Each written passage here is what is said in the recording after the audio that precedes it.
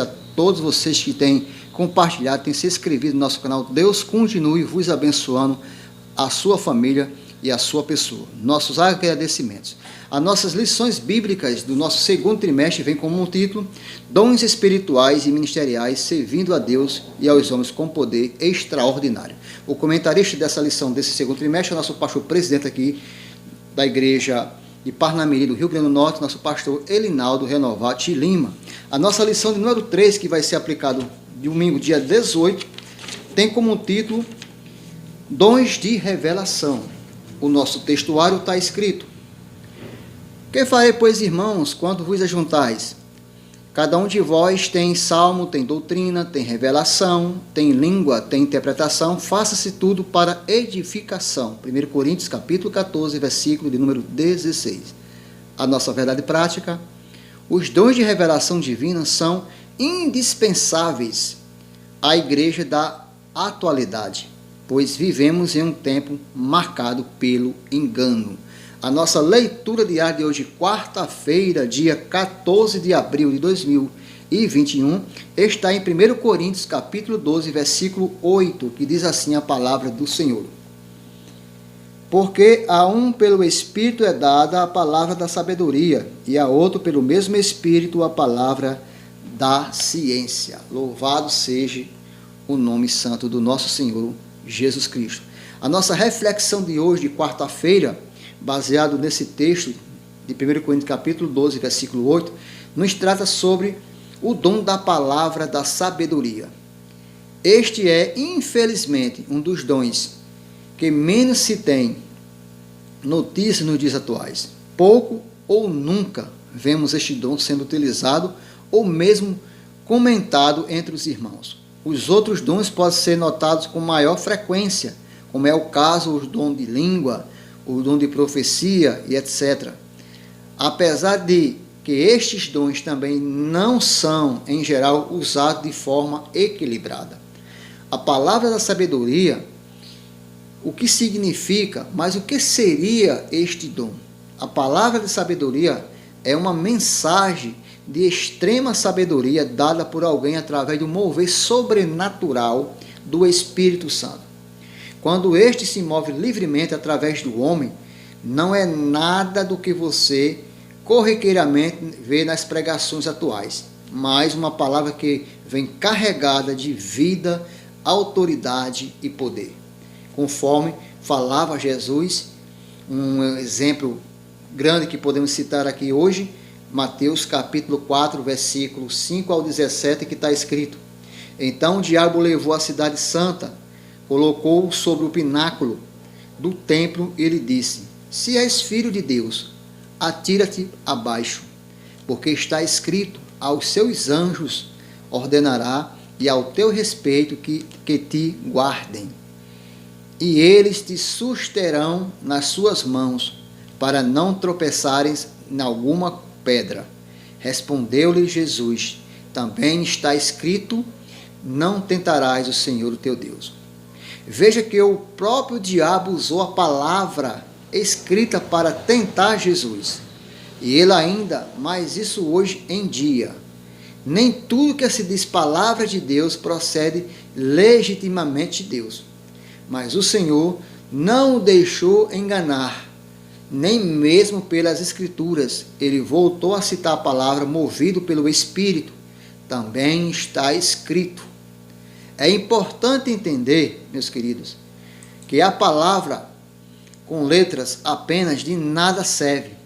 Se o diabo a utilizou para tentar o Senhor Jesus, por que ele não usará nos dias atuais?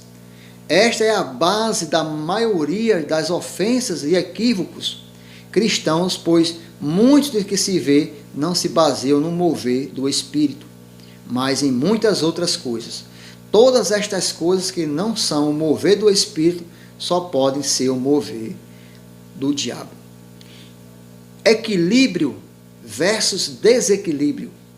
A maior característica e premissa maior para entender a prática deste dom é perceber o equilíbrio perfeito entre a sabedoria de Deus, conhecimento bíblico, e o Espírito Santo se move ativa e poderosamente no homem.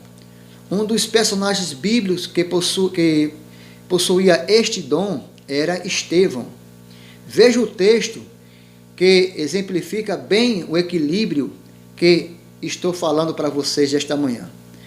E levantaram-se alguns que eram da sinagoga chamado dos libertinos, e dos sireneus, e dos alexandrinos, e dos que eram da Cilícia e da Ásia, e disputavam com Estevão, e não poderiam resistir à sabedoria e ao espírito com que falava. Atos capítulo 6, versículo número 8 ao 10. Veja que não foi Estevão que resistiu a estes homens, mas estes judeus que não podiam resistir à sabedoria. Ele não era apenas sábio e conhecedor das Escrituras Sagradas, mas ele era cheio do Espírito Santo de forma tal que o Espírito se movia com liberdade através dele e o fazia lembrar de tudo quanto necessitava para combater as mentiras e inverdades que aqueles judeus levantavam para o dissuadir. Não foi à toa que Estevão foi morto pelos judeus pouco tempo depois. Os judeus não podiam combater tamanha sabedoria. O ponto central deste versículo é entender que Estevão não se movia apenas baseado no conhecimento, mas através do Espírito Santo. Este equilíbrio é necessário para que este dom seja manifesto, motivo que faz com que estes dons estejam tão escassos em nossos dias. A grandeza, tristeza alcança este equilíbrio e dificílimo por estamos vivendo vivemos de uma maneira desequilibradamente. Se nos aproximarmos das Escrituras, então entendemos a negar ou a viver afastado do poder do Espírito Santo. E se nós aproximarmos do poder do Espírito, então tendemos a nunca buscar a revelação exata e precisa daquilo que Deus nos deu na palavra. Mas não foi assim que aprendemos do nosso Senhor e Salvador Jesus Cristo. Jesus tinha uma vida de oração extremamente ativa. Sempre que podia, voltava-se ao lugar de oração para se encher do Espírito Santo. Certamente o motivo grande do trunfo do diabo seja a grande divisão que é multiplicada pelas denominações evangélicas. Deus nunca desejou que fosse assim.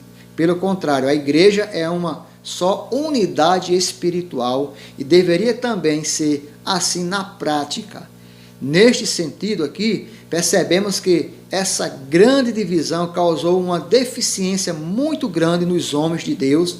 Isso porque, conforme diz a palavra, com o ferro se afia, assim um homem ao seu amigo. Provérbios 27, versículo 17. Essa palavra nos diz que devemos nos afiar com os nossos amigos e irmãos. Mas como nos afiaremos se cada igreja une pessoas de acordo com a sua própria conveniência, direcionamento teológicos e ideológico e classes econômicas e sociais? É simplesmente impossível. É necessário que existam pessoas diferentes na igreja para que se cheguem ao equilíbrio. Conhecimento e a revelação da palavra de Deus. Habite ricamente em vós a palavra de Cristo. Instruí-vos e aconselhai-vos mutualmente em toda a sabedoria. Colossenses capítulo 3, versículo número 16. Está aí nossa reflexão de hoje. Deus abençoe sua vida, Deus abençoe sua família.